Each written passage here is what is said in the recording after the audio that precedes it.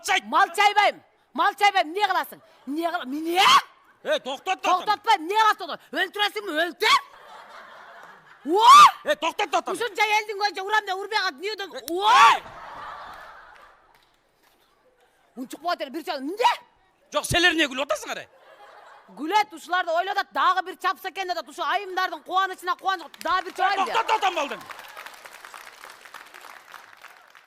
Жаным, мен сага бирдек айтайынбы? Айтпай эле кой. Жаным, сен тилиң ачуу болуп калыптыр. Каякта бар экен ширин тил? 2 айдан бери сен жалаң ширин тилдерди көрүп келдиңби?